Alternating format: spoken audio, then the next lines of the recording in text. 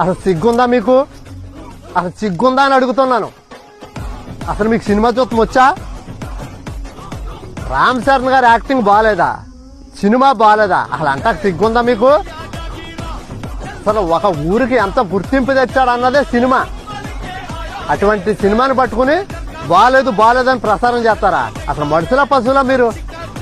అసలు ఇటువంటి సినిమా చరిత్రలో ఏ సినిమా వచ్చింది? ఇలాగా ఒక మెసేజ్ ఉన్న సినిమా, ఒక ఊరికి ఏం చేశాడు అన్నదే సినిమా, ఒక చదువు సంధ్య లేనోడు ఏదైనా చేయగలడు అనేది సినిమా.